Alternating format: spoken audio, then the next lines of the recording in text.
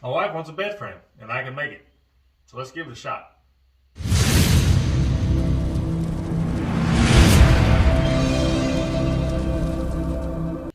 So the design of the bed frame is going to look something like this. It's very simple. It's elegant, but not too much. My wife's a simple person. She just wants it to be beautiful, which is fair. The fun part about this is I am going to get to practice my joinery. I'm going to do castle joints on each of the legs to support the footboard and the side rails and the headboard. So I'm extremely excited about that. I went ahead and I had the sawmill give an S3S on these. They planed both sides and joined one edge, and it's mint. They only charged me $30 to do all of that, and it's worth it. If you ain't cheating, you ain't trying. The very first step in this entire process is going to be making the legs. Now I want my legs to be a perfect 4x4. All of my lumber is roughly 2 inches thick. So what I've got to do is cut 8 pieces, roughly 20 inches long. That gives me space in case I get some snipe or anything through my planer. I'm going to get them glued up. Now, once that glue is dry, I'll run the entire block through my joiner and through my planer to get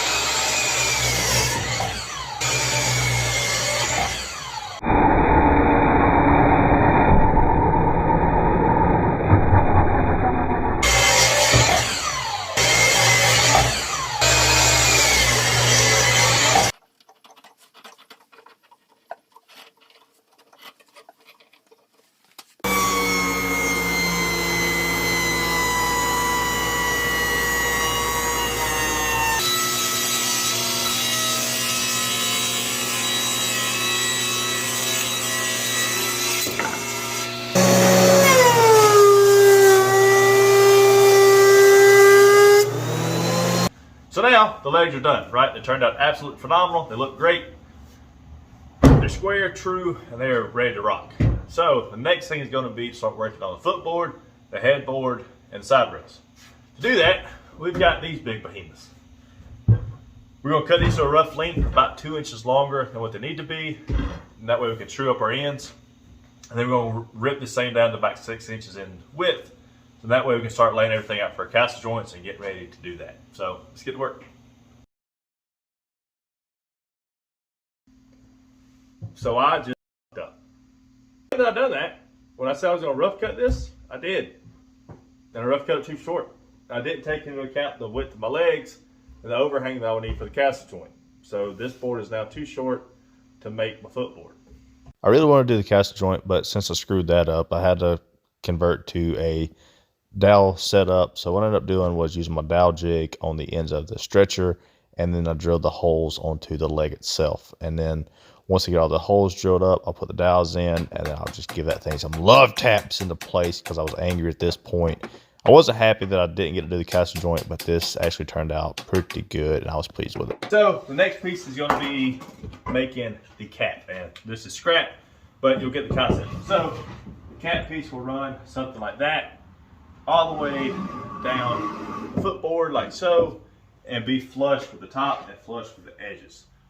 Did you see how good my beard looked in that last video? If you want a healthy beard, or want your husband to have a healthy beard, be sure to get you some of this. Link is in the description. 15% discount at checkout. Get you some.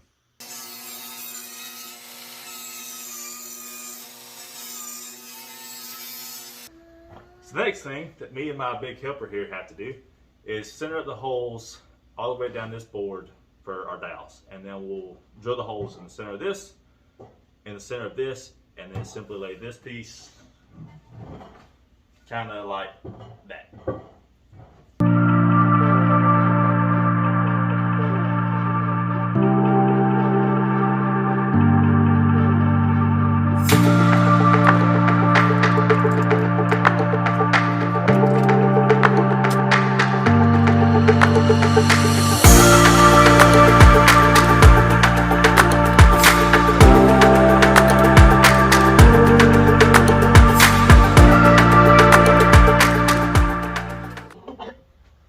The glue up is done for the side rail, so the next thing is going to be to take all these stupid clamps off and then drill holes for our dowels in the side rails, and then go over to the headboard and footboard and drill the dowels in that. And once that's done, we'll do a rough fit up, make sure everything looks good, and then we will start sanding for the final finish. So let's get to work. And my big partner. Dad, I'm gonna ask something. says hey.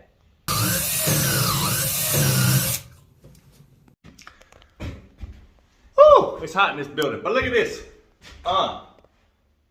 The bed frame is now dry fitted completely. It looks awesome. So the next step is going to be to actually get to sanding this thing. Now, with the sanding step, and before I actually start sanding, I want to add some pocket holes onto the inside of the side rails.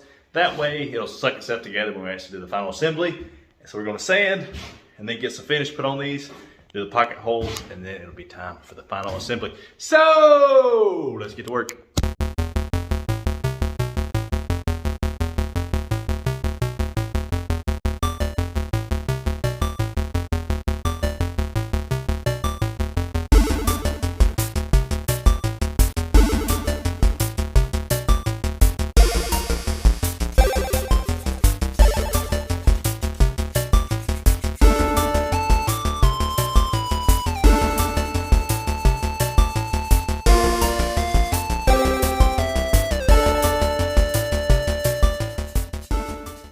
Now that all the sanding and stuff is done, it's time to actually start applying the finish. Now, I've already applied one coat of finish to this piece, and there's a mantle in the works back there as well.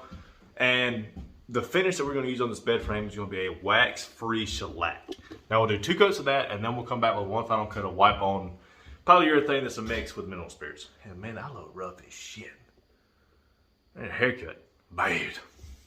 So yeah, we're going to get to work. We've got that piece to finish up, and we've got those 3 pieces down there. So it's going to be a lot of finishing, a lot of brush work.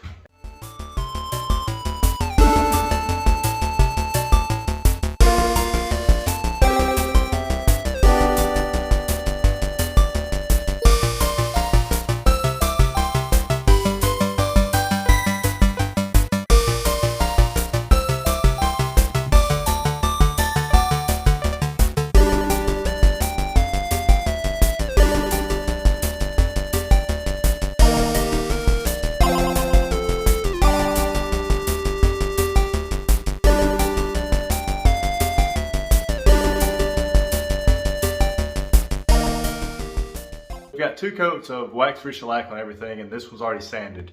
But now we're going to do a wipe-on polyurethane mix that I do about 60% polyurethane, 40% mineral spirits.